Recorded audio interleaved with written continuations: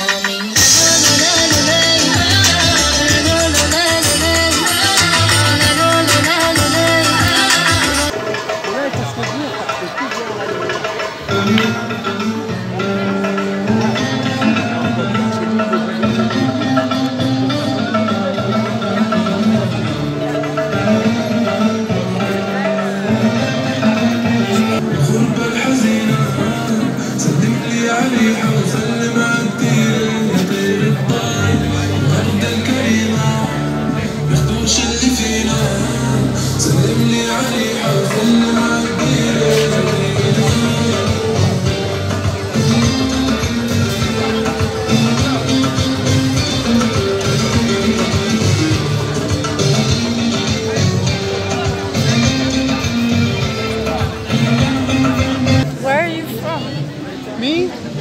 Well, I am from Paris, but I have been born in Syria.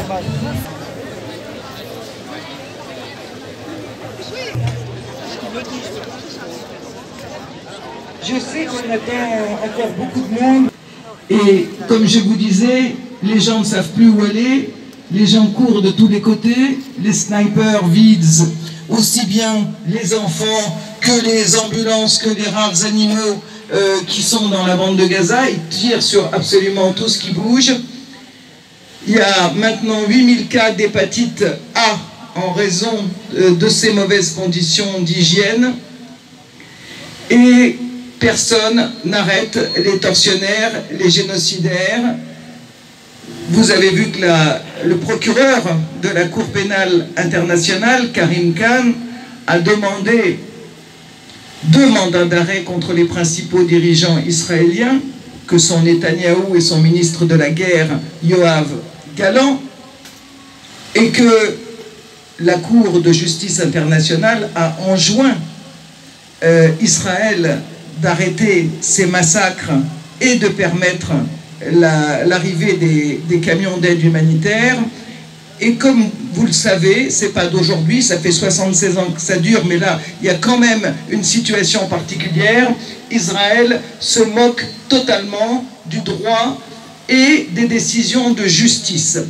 Et les États-Unis, l'administration états-unienne, continue à livrer de l'armement, des bombes. On en est à 75 000 bombes, tonnes de bombes livrées, oui, ça fait presque un peu plus parce que certaines bombes font 1 demi-tonne et non 1 tonne. Et donc, c'est voilà, 20 fois plus que tous les bombardements de toutes les villes pendant la Deuxième Guerre mondiale, plus l'Irak, plus l'Afghanistan.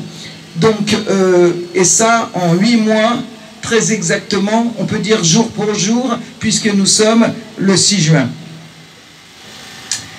Donc, il y a une seule chose qui peut faire reculer Israël, comme vous le savez, ce sont les sanctions. Et les sanctions, on n'en a pas vu jusqu'à présent. Grâce à notre mobilisation, on a eu une première, quand même, petite victoire, puisque Israël vient d'être exclu du salon de l'armement Eurosatory, qui doit se tenir du 17 au 19 juin à Villepinte. J'aime bien le boycott, oui, bien entendu. D'habitude, on ne va pas tellement acheter des armes en ce qui nous concerne. Donc là, c'est pas vraiment le lieu du boycott. Enfin, je sais pas pour vous, mais moi, j'en achète pas. Et d'habitude, c'est Israël la star de ce salon. Pourquoi c'est la star? Parce que c'est le seul État au monde qui peut présenter des armes, des outils de mort qui ont été d'abord testés sur des humains, grandeur nature, et qui donc ont une valeur ajoutée très importante.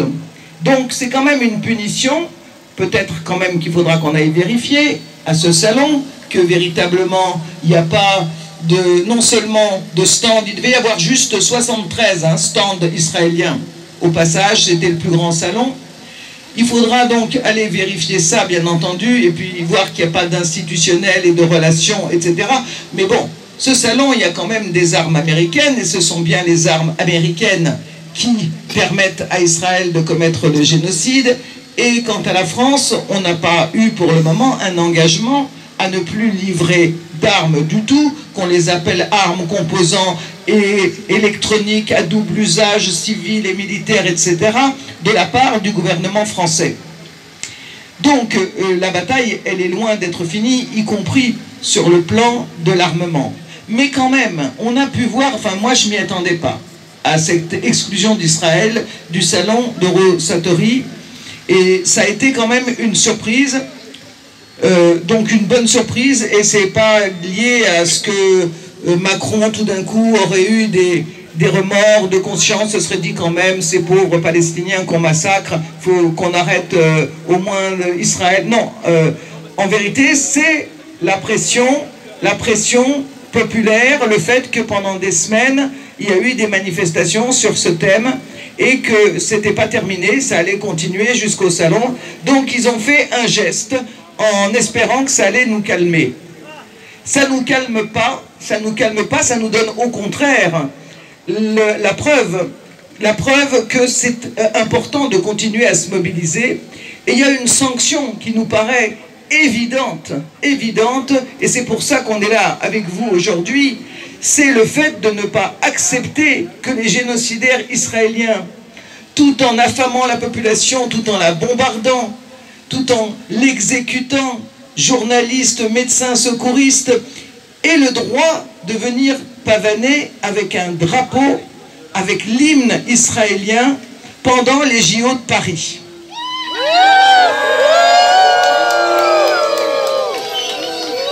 Donc, on est là aujourd'hui et je vous assure qu'on va être beaucoup plus nombreux. Et je remercie aussi toutes les associations qui se sont jointes à cet appel d'aujourd'hui, parce que bon, les uns et les autres vont prendre la parole pour développer aussi ce point important. Et toutes les idées, bien entendu, sont bienvenues par rapport à cette volonté de ne pas laisser le COJO qui est derrière nous, enfin devant vous et derrière moi, le comité d'organisation des Jeux Olympiques, qui gère donc ces 5 milliards d'euros pour, n'est-ce pas, qui a accepté d'intégrer Israël alors qu'ils ont exclu en quelques jours, sans se poser de problème, la Russie et la Biélorussie. C'est les mêmes qui nous disent qu'il ne faut pas mélanger le sport et la politique, hein. D'accord? Donc, ces gens-là, il faut qu'ils sachent que si ils veulent que leur JO chéri, auquel ils ont l'air de tenir beaucoup, comme on peut le voir, avec tous les travaux dans Paris, toutes les lignes arrêtées, tous les problèmes que ça pose, toutes les constructions, etc., S'ils veulent que ça se passe bien, eh bien, ils n'ont pas intérêt à avoir Israël participant aux Jeux Olympiques, parce que ça se passera pas bien. On peut le promettre ici et en prendre l'engagement. Donc, on peut déjà faire comme slogan celui que vous connaissez: boycott Israël au JO de Paris. Boycott Israël au JO de Paris. Boycott Israël au JO de Paris. Boycott Israël au JO de Paris. Boycott Israël au JO de Paris. Paris. Pourquoi? Parce que le génocide n'est pas une discipline olympique. Le génocide n'est pas une discipline olympique. Le génocide n'est pas une discipline olympique. Le génocide n'est pas une discipline. Contre qui? Israël. Quand ça? Maintenant. Quand ça? Maintenant. Quand ça? Maintenant. Qu'est-ce qu'on veut? Des sanctions. Qu'est-ce qu'on veut? Des sanctions. Qu'est-ce qu'on veut? Des sanctions. Qu'est-ce qu'on veut? Des sanctions. Contre qui? Israël. Contre qui? Israël. Contre qui? Israël. Quand ça? Maintenant. Quand ça? Maintenant. Quand ça? Maintenant. Voilà, alors je voudrais commencer, je ne sais pas s'ils sont déjà arrivés, par remercier nos camarades de la CGT de Décathlon qui se sont associés à cet appel. Et je voudrais savoir si l'un d'entre eux est déjà arrivé pour prendre la parole. Si c'est le cas, qu'il s'avance. Tiens dans le temps. Et on aimerait que, voilà, que tous les jours, on fasse un sitting ici, hein, d'une façon ou d'une autre, qu'on se relaie d'ailleurs pour l'organisation de ce sitting. D'ailleurs, voilà, ce soir, on est tout content d'être là, et super, super organisation. Et demain, on a donc déclaré et reçu l'autorisation de manifester, de faire ce rassemblement le même de 12h à 14h. Et on propose à toutes les organisations de se relayer comme ça, sur tous les jours, parce que voilà, on est à peu près à J-50 jours des JO, et il faut qu'on occupe le terrain pour mettre la pression maximale, hein, sur le comité d'organisation des Jeux Olympiques, sur les salariés aussi, pour qu'ils comprennent bien, hein, ce qui se passe. Là, c'est un massacre, c'est indécent, c'est insupportable, et effectivement, c'est sur dans notre pays, les JO, dans notre ville, donc franchement, il faut aller en première ligne pour que ça fasse du bruit de partout, hein, et ça sera visible, voilà. Donc j'incite à soit venir au maximum à toutes les actions qui auront lieu ici, et aussi venir, pourquoi pas, pour les organisations, les déclarer à tour de rôle. Hein. Merci. Et merci Olivier à toi. Et à Europalestine. Non, c'était ça, ouais. Bonjour. Je suis d'accord avec ce qu'a dit Olivia juste avant moi, hein, bien sûr. L'UJFP est une association juive antisioniste. L'antisionisme étant le nom du colonialisme de peuplement qu'Israël met en place au nom des Juifs du monde entier. Et de ce point de vue-là, bien entendu, nous sommes mobilisés contre ça. L'UJFP est également contre tous les racismes, sans chercher à privilégier l'antisémitisme, parce qu'il y a des racismes tout aussi importants aujourd'hui, l'islamophobie, le racisme anti-noir, etc., etc. Et le troisième point qui caractérise l'UJFP, c'est que nous sommes contre les dérives autoritaires du gouvernement et contre d'importants courants politiques et d'importants courants politiques qui propagent des atteintes graves aux libertés publiques, et il y a aussi des risques de fascisation. Donc c'est un troisième volet d'intervention de l'UJFP. Du point de vue des atteintes aux libertés publiques, le gouvernement brandit fréquemment contre les opposants résolus à la politique génocidaire et d'épuration ethnique d'Israël des interdictions d'initiatives pour apologie du terrorisme. En fait, vous le savez, l'apologie du terrorisme, eh ben, ce sont eux, le gouvernement et tous ces courants, qui le font, parce qu'ils soutiennent un gouvernement, un État qui pratique un terrorisme d'État contre tout un peuple et qui cherche à l'éradiquer. Voilà. Et donc, il y a beaucoup de sanctions, de tentatives de sanctions contre les pro-palestiniens, comme on dit là, qui veulent s'opposer aux sanctions du gouvernement. Des directeurs de publication sont convoqués par la police. Ça a été le cas d'Olivia, c'est le cas aussi du directeur récemment du directeur de publication du site de l'UJFP. Voilà. Donc tous ces gens, ils disent que dénoncer énergiquement Israël, c'est de l'antisémitisme. Et ils rappellent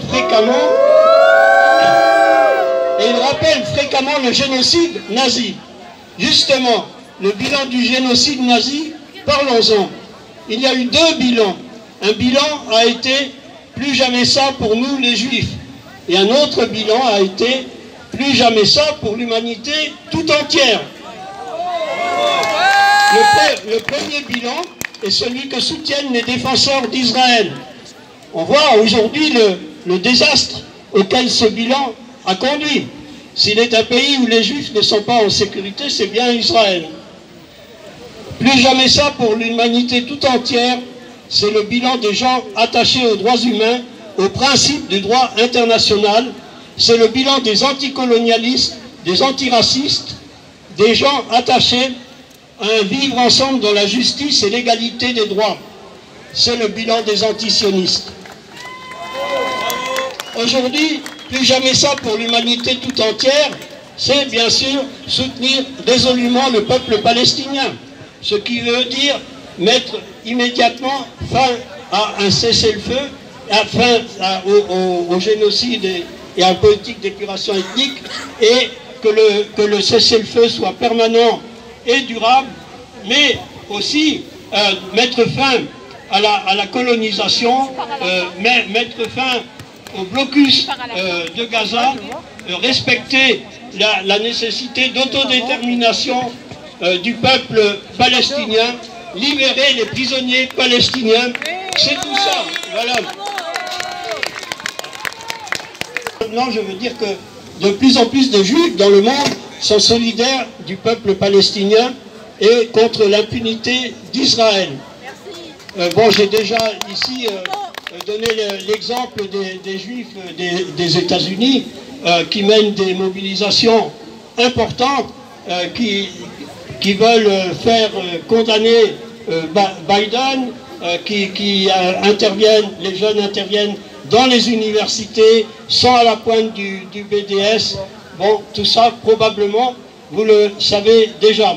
Mais il y a aussi d'autres pays où les Juifs se détachent de plus en plus d'Israël, et il y a de plus en plus de Juifs qui deviennent antisionistes. Des associations comme l'UJFP, le nombre de nos adhérents a augmenté compte tenu de cette situation.